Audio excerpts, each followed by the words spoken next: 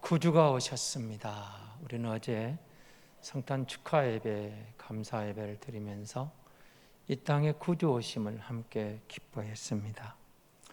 그리고 많은 세상의 무리들이 의미도 모른 채 그냥 캐롤송을 부르고 분위기에 이끌려서 성탄에 동참하는 많은 사람들도 있었습니다. 그런데 우리는 하나님이 택하셔서 내 백성이라고, 빛의 자녀라고 불러주신 빛 가운데 거하는 거룩한 백성이 되었다는 사실이 얼마나 감사한지 모릅니다. 임마누엘, 크리스마스, 성탄절, 예수 그리스도가 오신, 강림하신 역사의 가장 큰 사건입니다. 하나님은 일찍이 이 일을 계획하셨고 때가 되매 하나님의 특별한 방법으로 동정녀의 몸을 빌려 우리에게 나타나신 하나님, 말씀이 육신이 되어 우리 가운데 거하시고 빛이 오셔서 어두움을 물리쳐 주셨다는 거죠. 그것이 복음입니다. 예수가 오셨다. 예수가 말씀이 육신이 되어 우리 가운데 오신, 성육신하셨다. 하나님이 우리 가운데 보내신 복음이다. 그래서 복음은 충고가 아니라 소식인 겁니다. 전하해 주는 거죠. 여러분, 충고한다는 말은 당신이 해야 할 일을 조언하는 것을 충고한다, 그렇게 말합니다. 그러나 소식은 이미 실행된 일을 전하는 것이 소식입니다. 일어났다, 그 사건을 보내주는 거죠. 충고는 우리에게 뭔가를 일을 해내라고 촉구하고 조언하는 겁니다. 그러나 소식은 이미 벌어진 일, 일어난 일을 인식하고 그에 맞게 반응하라, 이런 일이 일어났다라고 촉구하는 게 소식입니다.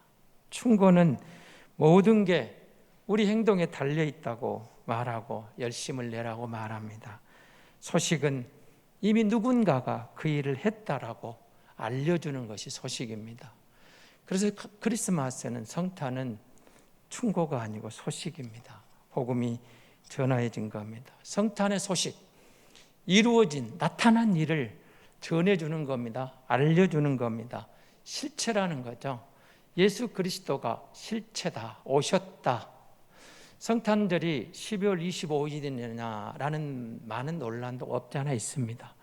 사실 성경에는 12월 25일을 일으켜 구주가 오셨다라고 기록하지는 않습니다.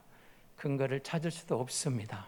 그러나 신학자들과 많은 앞서간 종들은 고민하고 예수가 이 땅에 오신 것이 역사적 사건인 것을 누구도 부인할 수 없는데 1년 중 365일 한 날을 정하여 구주가 오심을 기뻐하고 즐거워하고 모두에게 이 기쁜 소식을 전하자, 소식을 전하자. 구주가 나셨다, 역사 속에 오셨다, 역사 속에 다가오셨다. 그것은 실체다, 허상이 아니다, 전설이 아니다, 신화가 아니다. 역사 속으로 하나님이 육신을 입고 오셨다라고 전해주자. 그래서 성탄절을 12월 25일로 함께 우리가 기뻐하며 이 소식을 증거하게 되는 것입니다. 우리 가운데 오신 소식입니다. 예수 그리스도 메시아가 탄생했다, 하나님이 우리 가운데 오셨다, 이렇게 선언해 주시는 거죠. 예수가 오셨다는 말은 인간이 되신 예수님, 온전하신 하나님 예수 그리스도. 여러분, 예수를 가리켜서 우리가 이제 신학교에서는 신인 양성론자, 신인 양성을 갖고 계시다, 이렇게 배우고 가르칩니다. 무슨 뜻일까요? 예수가 100% 하나님이다, 예수가 100% 인간이다, 이겁니다. 성자 예수에게만 있는 독특한 성품입니다.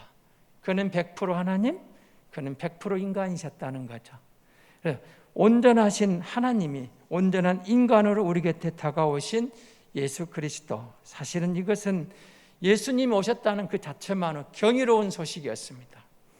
이 땅에 오신 방법이 경이로웠지만 그가 오셨다, 하나님이 사람이 되셨다, 말씀이 육신이 되어 오셨다, 빛으로 오신 그리스도를 말할 때 여러분, 인간이 되신 예수님, 그리고 인간이신 예수님, 온전하신 예수님이 우리가 해야 할 일을 이루어 주셨다, 이렇게 설명하고 있는 거죠. 그래서 이사야 53장 2절은 우리에게 이 이야기를 전해줍니다. 이사야 53장 2절입니다. 그는 주 앞에서 자라나기를 연한 순 같고 마른 땅에서 나온 뿌리 같아서 고운 모양도 없고 풍채도 없은즉 우리가 보기에 흠모할 만한 아름다운 것이 없도다, 이렇게 말합니다. 온전하신 그가 우리 곁에 오시는데 영광에 집착하지 않고 모든 영광을 포기하고 버리고 가장 낮은 자로 우리 곁에 다가오셨음을 담담하게 이사야는 예언하고 있는 거죠. 그리고 히브리서 기자는 이렇게 우리에게 소개합니다. 히브리서 2장 17절에서 그러므로 그가 범사에 형제들과 같이 되심이 마땅하도다. 이는 하나님의 일에 자비하고 진실한 대제사장이 되어 백성의 죄를 속량하려 하심이라. 예수가 오셔서 우리의 형제가 되어주셨는데 우리가 똑같이 범사의 형제같이 되시는 것이 마땅한데 우리의 죄를 속량하기 위해서, 우리를 사해 주기 위해서, 우리의 죄를 대속해 주기 위해 그가 오셨다라고 증거하는 겁니다. 예수 그리스도 오심은 성육신입니다. 하나님이 고난을 겪으시고 인간의 몸으로서 고난을 이겨내신 우리의 구주를 소개하고 있는 거죠. 그래서 크리스마스, 성탄이 보여주는 특별한 의미는 세상의 종교와 얼마나 비교 대상이 아닌 유일한가를 보여줍니다. 특별합니다. 세상의 교주, 세상의 신들과는 다릅니다. 여러분은 2021년 한 해를 보내면서 마지막 주일, 혹시 올 한 해 동안 여러분 마음에 상처가 된 사건은 없었습니까?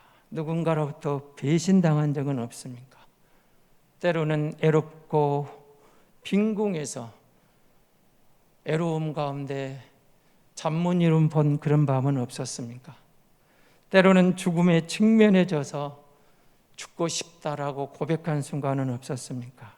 어쩌면 우리는 올해만 아니어도 지난 우리의 일생을 돌아와 보면 그런 순간들이 종종 찾아올 수 있습니다. 그런데 성육신 하신 예수님, 육신을 입고 우리 가운데 오신 예수님, 그가 우리를 아신다고 말합니다. 어떤 사람들은 몰라서 하는 소리다. 나는 하나님께 이것저것 다 기도해 봤는데 그분이 내 기도를 외면하셨다라고 말합니다. 예수님도 겟세마네 동산에서 내 아버지여, 만일 할만하시거든 이 잔을 내게서 옮기시옵소서, 지나가게 하옵소서라고 부르짖었습니다. 그러나 그는 거절당하십니다. 기도가 응답되지 않는 고통을 그분은 아십니다.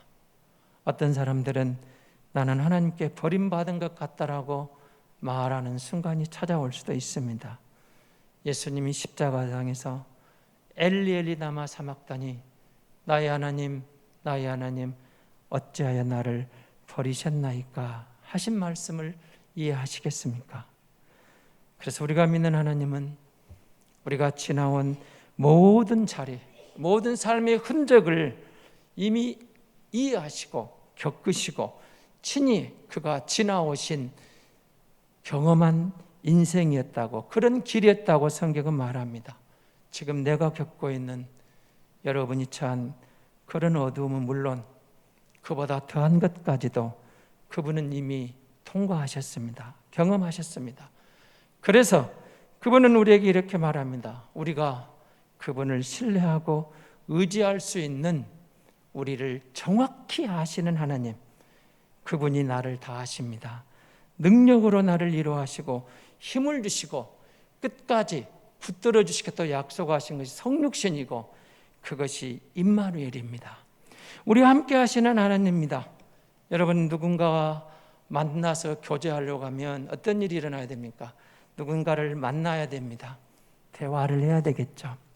그리고 나누는 겁니다. 마음을 나누고 정을 나누다가 사랑이 싹 터서 사랑하게 되는 거죠. 교제에는 그래서 만남이 있어야 되고 대화가 필요하고 나눔이 있는 겁니다. 물질도 나누고 마음도 나누고 정을 나누다가 사랑하게 되는 거죠. 임마누엘, 그가 우리 곁에 오셨다는 것은 우리와 함께 있고 싶다는 겁니다.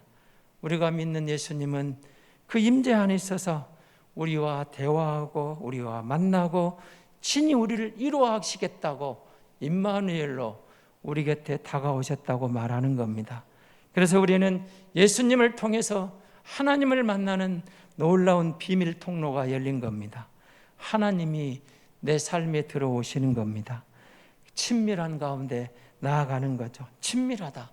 임마누엘, 여러분 친밀하다. 친숙해졌다. 친밀하다. 많은 만남과 교제가 있지만 여러분 친밀한 관계가 되지 못하면 그가 내 곁에 있는 게 불편할 수 있습니다. 힘들 수 있고 거부갈 수 있습니다. 그런데 주님이 우리 곁에 오신 것은 그런 거부감을 다 배제하고 우리 곁에 오셔서 나는 너와 친밀하게 원한다. 나는 너를 사랑한다. 이렇게 말하는 것입니다. 그런데 여러분 우리가 예수 믿으면 항상 좋은 일만 생긴 건 아닙니다. 친밀함, 예수님과 친해진다. 예수님과 가까이 한다. 예수님과 동행한다. 그러려면 세 가지 용기가 필요합니다. 첫째는 세상의 멸시를 감수하는 용기가 필요합니다. 여러분 복음서를 읽다 보면 요셉을 만나고 마리아를 만납니다. 쉽지 않은 결단입니다. 요셉이 약혼녀가 잉태한 것을 받아들이는 게 결코 쉬운 일이 아닙니다. 마리아가 처녀로 아이를 갖는 게 결코 쉬운 일이 아닙니다. 세상의 온갖 비난과 멸시와 조롱을 감수해야 되는 그런 길일 수도 있습니다. 그래서 여러분 우리가 친밀한 관계,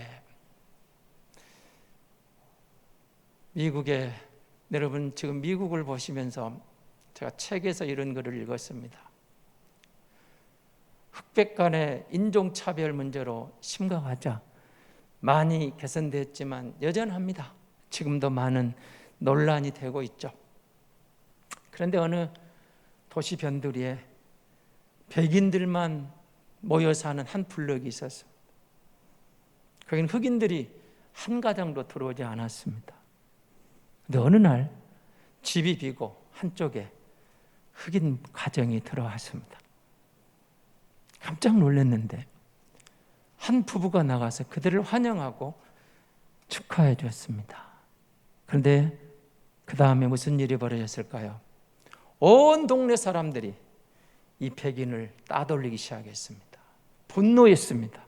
왜 흑인을 그렇게 환대하느냐? 그는 우리가 막아서 이곳에서 나가게 해야지 왜 그를 용납하느냐? 이렇게 맞섰습니다. 그런데 이 부부는 신실한 그리스도인들이었습니다. 그래서 흑인이 오는 것에 대해서 거리감 없이 맞아들였던 거죠. 그리고 계속 이어집니다. 온 동네 사람들이 이 두 가정을 왕따시켰습니다. 단순히 흑인이 우리 곁에 온 것을 반갑게 환영했다는 그 이유만으로 세상은 우리끼리 잘 사는데 왜 네가 우리 곁에 오느냐고, 우리는 백인 사회인데 왜 네가 흑인이 들어오냐고 그렇게 막아서는 이와 같은 유사한 일들이 얼마든지 우리 주변에 일어날 수 있습니다. 그런데 예수 그리스도가 우리 곁에 오셨다는 것은, 임마누엘을 찾아오신 것은 그런 모든 벽을 허물어버린 겁니다. 허물어버린 것. 그래서 우리는 때로는 예수 믿으면서 임마누엘 은혜를 나아갈 때는 이 용기가 때로는 세상이 무시하고 멸시할 때 감당해야 되는 믿음의 용기가 필요한 겁니다. 그리고 두 번째 용기는 내가 결정할 권리를 내려놓는 겁니다. 나의 조건, 나의 어떤 소위 말하는 어드밴티지를 내려놓는 겁니다. 그리고 내 마음대로 하려는 용기도 내려놓고 자기 부인의 길로 가는 겁니다. 하나님, 나를 부인합니다. 내가 더 이상 내 인생의 주인이 아닙니다. 이제 주님을 영접하고 보니 임마누엘로 주님과 교제하고 친밀해지고 가까이 가면 갈수록 하나님이, 주님이 나의 주인인 것을 고백합니다. 내가 결정할 것을 내려놓겠습니다. 주여 말씀하옵소서, 종이 듣겠나이다. 주님 앞에 그 결정권을 내어드리는 겁니다. 주님이 결정하십시오. 주님이 말씀하십시오. 주님이 인도해 주십시오. 내 인생은 내 주인이 내가 아닙니다. 내가 주를 믿는 것, 주님과 교제하면 교제할수록, 친밀해지면 친밀해질수록, 가까이 가면 가까이 갈수록 그분이 내 인생의 주인인 것을 인정해 드리며 주님에게 나를 양보하는 용기가 필요한 겁니다. 세 번째는 오늘 앞 복음서에 보면 마태복음 1장 21절은 이렇게 말합니다. 아들을 낳으리니 이름을 예수라 하라. 이는 그가 자기 백성을 갇히겠습니다. 그 다음은 그들의 죄에서 구원할 자이심이라 하니라. 예수와 더욱 가까워질수록 우리가 느끼는 것은 내가 죄인임을 인정해 드리는 용기입니다. 나는 죄인입니다. 입에 있는 고백이 아닙니다. 100% 나는 예수가 필요합니다. 예수 없이는 안 됩니다. 예수 없이는 내게 희망이 없습니다. 예수만이 나를 구원할 뿐입니다. 예수가 나의 진정한 구원자입니다. 나는 죄인입니다. 예수 없이는 구원받을 길이 내게 없었습니다. 내게는 그런 의가 없습니다. 나는 허물투성입니다. 모순투성입니다. 죄인입니다. 주님 없이는 안 됩니다. 예수 구원자가 오셨습니다. 그를 가까이 하고 친밀히 하면 할수록 나는 죄인이라고 진정한 고백을 하게 되는 겁니다. 보이게 하는 고백이 아니에요. 하나님 앞에서 나는 죄인 중에 죄인입니다. 주여 나를 불쌍히 여겨 주옵소서. 죄인인 것을 깨닫는 순간 나는 오직 예수 외에는 내게 희망이 없습니다. 그렇게 나오는 거죠. 여러분, 우리가 예수 믿는 사람이 되었습니다. 빛으로 오셨다고 말했습니다. 빛 가운데 빛이 세상에 왔지만 세상이 그를 외면해 버렸습니다. 여러분, 예수 믿는다는 것은 임마누엘 은혜를 경험하고 주님과 동행하는 길입니다. 점점 예수님을 닮아가고 점점 예수님과 친밀해질수록 우리는 세상으로부터 때로는 외면당할 수 있습니다. 누군가가 분노하고 우리를 핍박할 수도 있습니다. 너는 왜 그래? 그렇지 않잖아. 제가 아는 어떤 경찰관이 예수를 믿게 되었습니다. 그런데 그때 그는, 지금은 이제 많이 사라졌습니다만, 그 유흥업소 중에서 사창가 지역을 돌보는 경찰관 중에서는 가장 돌면 돈이 많이 나오는 그런 A급 지역이었습니다. 그런데 그가 예수님을 영접하고 보니까 그 주인들이 주는 돈을 받을 수가 없었습니다. 거절했습니다. 아닙니다. 그것은 불법입니다. 나는 안 받겠습니다.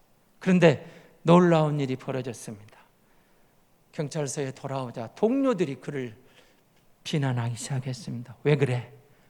너만 의인이냐? 지금껏 했던 걸 왜 그래? 남들 다 하는데. 각종 비난이 쏟아졌습니다. 그가 이렇게 고백을 했습니다. 내가 예수 믿고 예수님을 만나고 보니까 더 이상 그런 일을 용납할 수가 없습니다. 계속된 비난과 왕따 속에 마지막에 경찰서장이 그를 저 했다는 곳으로, 외지로, 남들이 가기 싫은 그곳으로 보내버렸습니다. 그런데 그가 이렇게 말합니다. 나는 남들이 다 가고 싶은 화려한 지역이 아닌 이 애딴 곳이지만, 이곳에서 애롭지만 힘들지만 임마누엘 은혜를 경험하고 있습니다.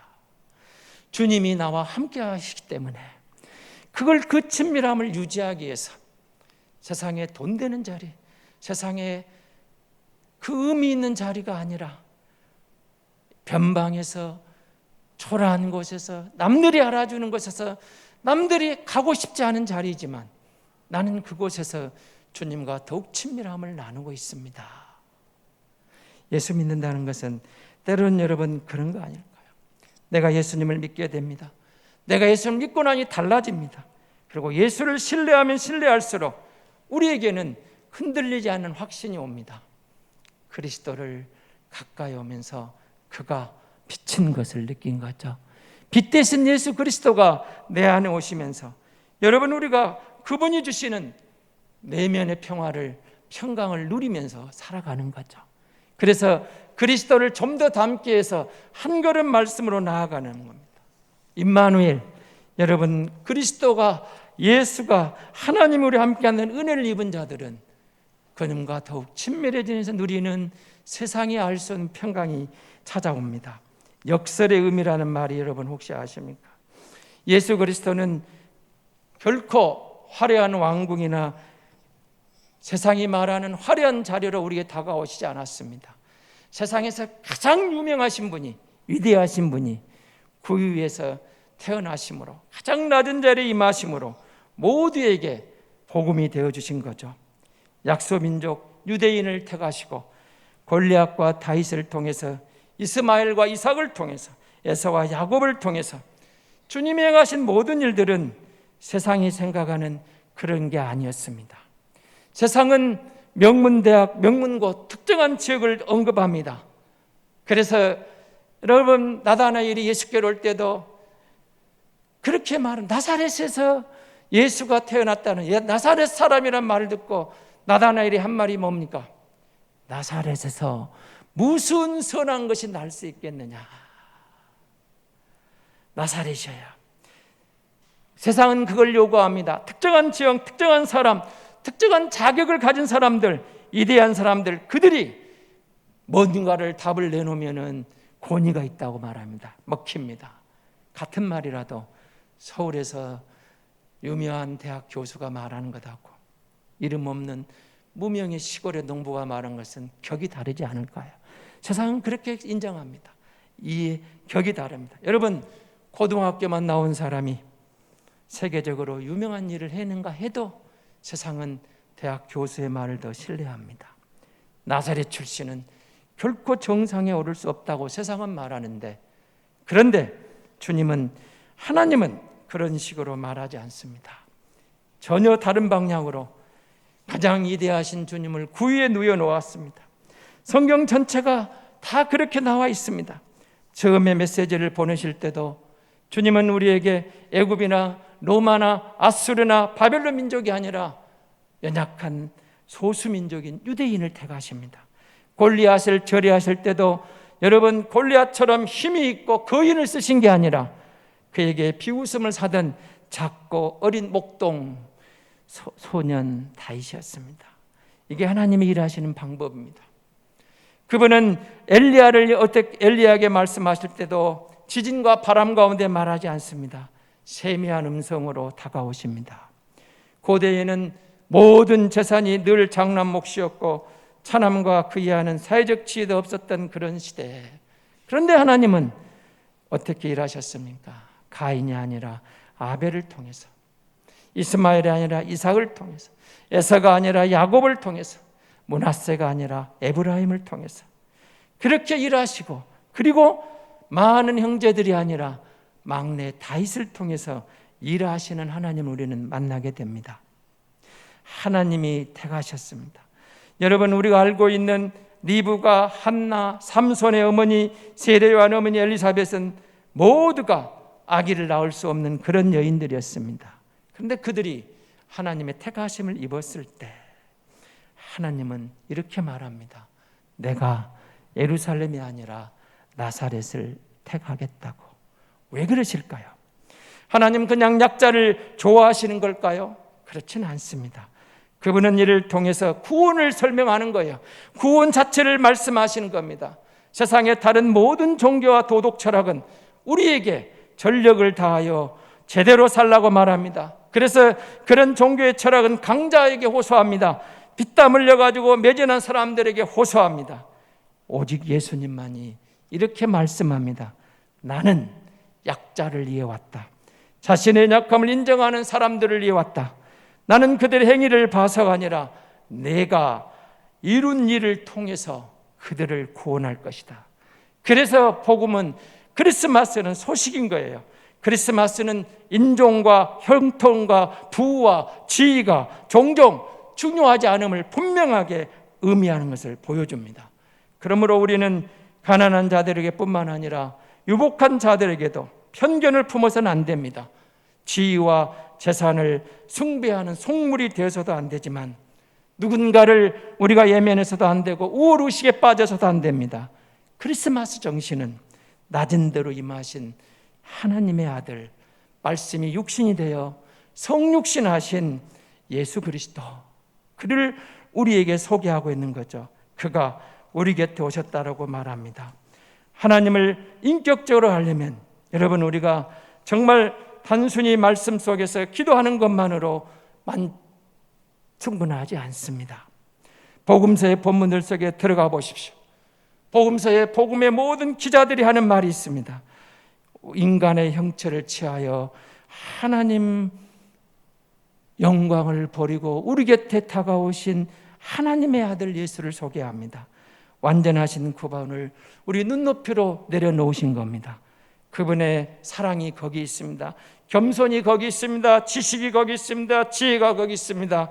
긍휼이 거기 있습니다. 크리스마스는 성육신 하신 하나님이 어떤 희생도 마다하지 않으시고 우리에게 인격적으로 다가오신 하나님의 다가오심, 그것을 선포하고 있는 겁니다. 하나님과 교제를 하면 할수록 임마누엘 은혜를 우리가 경험하게 됩니다. 그래서 크리스마스는 기쁨입니다. 큰 기쁨의 좋은 소식입니다. 신약 성경이 말하는 기쁨은 우리가 추구하는 바로 그 행복입니다. 부정적인 사건 속에서, 환경에서 물거품처럼 사라져버리는 변덕스러운 행복이 아닙니다. 그리스도 안에는 영원한 행복을 약속합니다.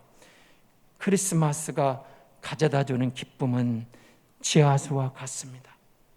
하나님이 사랑하시고 돌보신다는 그 확신 속에서 환희의 샘과 같아서 우리 삶에 어떤 상황이 닥치든 늘 그분 곁에, 임마누엘 은혜 곁에 있기만 하면 새 힘을 주시고 일으켜 주시는 하나님입니다. 우리가 가장 낮은 자리에 있을 때, 가장 힘든 곳에 있을 때에도 주님이 이렇게 말합니다. 내가 너와 함께하고 있지 않으니? 그렇게 말하는 겁니다. 하나님이 우리 곁에 다가오신 사건이 성육신입니다. 이제 우리는 예수 안에서 달라진 일상을 통해서 임마누엘 은혜를 증거합니다. 하나님이 작아지고 또 작아져서 한 뼘 인간이 되어버린 신비로운 성육신을 세상은 이해할 수 없습니다. 세상은 거창한 볼거리를 원합니다.